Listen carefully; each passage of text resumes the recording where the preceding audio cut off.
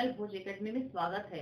तो आज के वीडियो में हम लेकर के आए हैं भारतीय प्रजातंत्र की कार्यप्रणाली, मतलब कक्षा 10वीं के सामाजिक विज्ञान का अध्याय 13, जिसका हमने पार्ट 1 डाल चुके हैं। और उस पार्ट में आपको संविधान संशोधन और संघात्मक शासन प्रणाली के लक्षणों के बारे में आपको जानकारी दिए थे।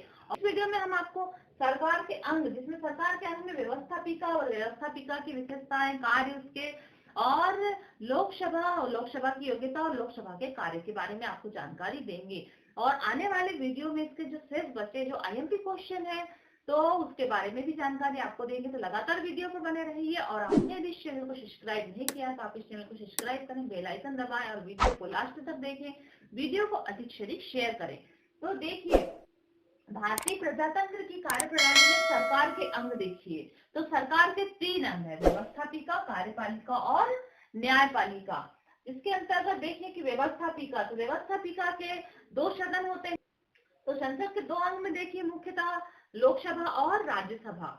तो लोकसभा और राज्यसभा अपने केंद्र सरकार में होते हैं। तो लोकसभा क्या है, ये निम्न सदन है, राज्यसभा उच्च सदन है, लोकसभा प्रथम। तो अब हम देखते हैं कि व्यवस्थापिका के कार्य, और हम राज्यसभा और लोकसभा के बारे में आने वाले वीडियो में विस्तार से और जानकारी देंगे। तो लोकसभा के मुख्य कार्य देखिए, आपको ये 5 नंबर और 4 नंबर के लायक का प्रश्न है, तो आपको 5 या 4 नंबर के लायक तैयारी करना है।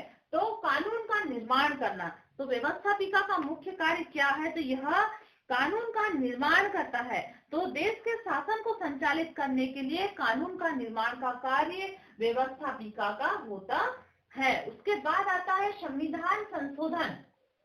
तो संविधान संशोधन देखिए कि संविधान में अगर कोई परिवर्तन करना है और आवश्यकता पड़े तो व्यवस्थापिका के द्वारा ही संविधान में संशोधन का कार्य किया जाता है। फिर आता है प्रशासनिक कार्य।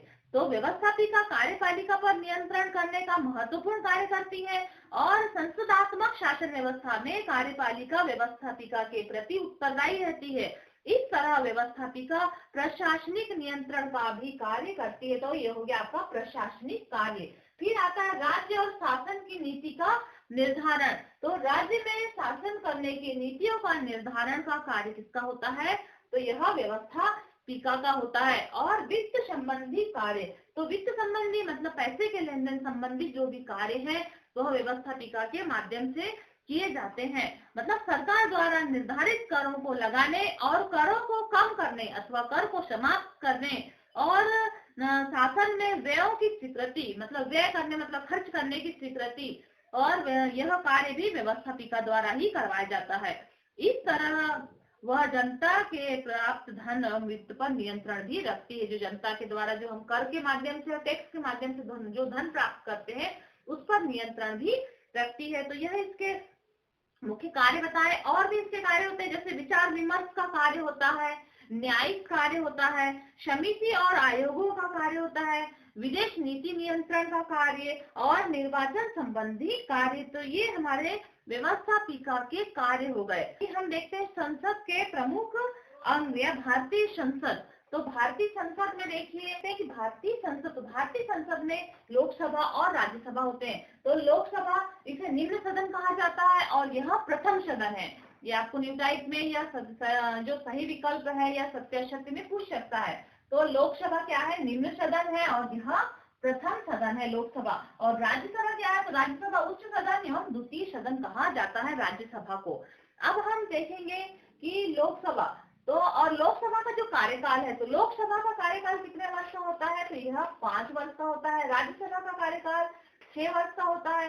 लोकसभा कब विघटित हो सकती है, राज्यसभा कभी विघटित नहीं होती, मतलब राज्यसभा समाप्त नहीं होती। और लोकसभा हर 5 साल में या अविश्वास प्रस्ताव ला करके कभी भी प्रधानमंत्री से राष्ट्रपति के द्वारा विघटित कर सकते हैं।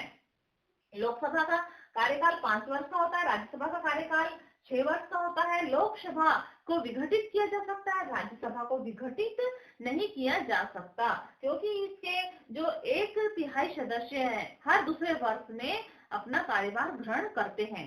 और जो लोकसभा है, लोकसभा को प्रधानमंत्री की सहायता से राष्ट्रपति से भंग भी कर सकते हैं। अब हम विस्तार से लोकसभा के बारे में जानकारी आपको देते हैं।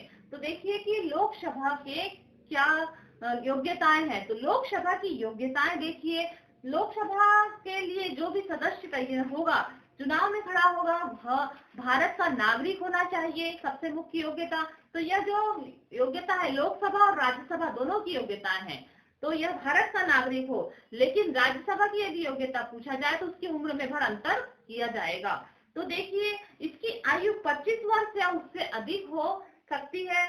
और जो राज्यसभा, और यह प्रांत या केंद्र या प्रांत सरकार के अधीन किसी भी लाभ के पद में न हो। केंद्र सरकार और प्रांत सरकार के अधीन किसी भी लाभ के पद में न हो, और उसे किसी सक्षम न्यायालय के द्वारा, किसी भी सक्षम न्यायालय के द्वारा पागल या दिवालिया घोषित न किया गया हो। जो ऐसा पागल या दिवालिया घोषित किया गया है तो उस व्यक्ति को चुनाव लड़ने का अधिकार नहीं है, वह लोकसभा सदस्य बनने के लायक नहीं है, और उसे संसद के किसी कानून द्वारा चुनाव लड़ने के अयोग्य घोषित न किया गया हो। और संसद के किसी कानून के द्वारा, संसद के किसी कानून के द्वारा भी उसे चुनाव लड़ने के अयोग्य घोषित न किया गया हो। तो ये आपके लोकसभा सदस्यों की योग्यता हुई। और राज्यसभा सदस्य की योग्यता भी ऐसे ही रहेंगे, सिर्फ उसमें उम्र का अंतर रहेगा। इसमें 25 वर्ष है, उसमें 30 वर्ष उम्र हो जाएगी।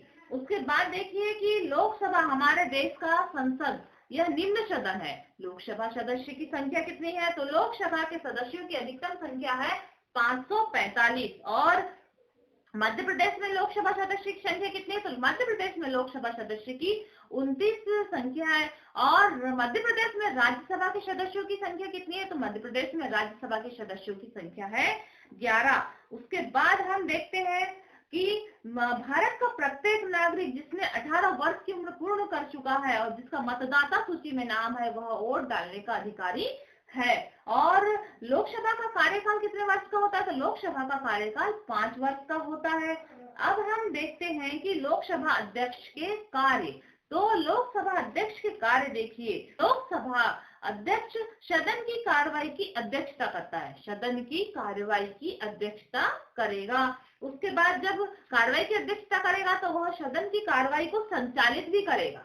सदन की कार्रवाई को संचालित करने का कार्य, सदन में शांति व्यवस्था स्थापित करने का कार्य, सदन में शांति व्यवस्था स्थापित करने का कार्य, कोई विधेयक धन विधेयक है या नहीं, इसका निर्णय लेने का भी कार्य लोकसभा अध्यक्ष करते हैं। तो कोई विधेयक धन विधेयक है या नहीं, इसका निर्णय लेने का कार्य कौन करेगा? तो वह लोकसभा अध्यक्ष करेंगे। उसके बाद हम देखते हैं कि लोकसभा की समितियों का गठन करना।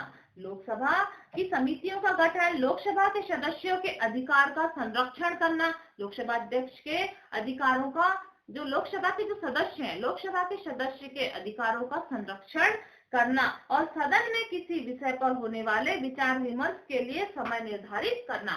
तो सदन में कोई भी विचार विमर्श हो रहा है, उसके लिए समय का निर्धारण कौन करेगा? तो लोकसभा अध्यक्ष करेंगे। तो लोकसभा अध्यक्ष के जो कार्य है, यह महत्वपूर्ण प्रश्न है और यह परीक्षा उपयोगी प्रश्न है, यह पूछा जाता है। और लोकसभा अध्यक्ष की योग्यताएं भी पूछा जाता है। तो आप इन दोनों प्रश्नों को तैयार कीजिए और जाना। अब हम देखते हैं लोकसभा की शक्तियां। तो इसकी शक्तियां देखिए, विधायी शक्ति, वित्तीय शक्ति, कार्यपालिका पर नियंत्रण, संविधान संशोधन, राष्ट्रपति और उपराष्ट्रपति का चुनाव और जनता के विचारों का मंच है। ये लोकसभा के ये आपको हमने लोकसभा की शक्तियों के बारे में भी जानकारी दी।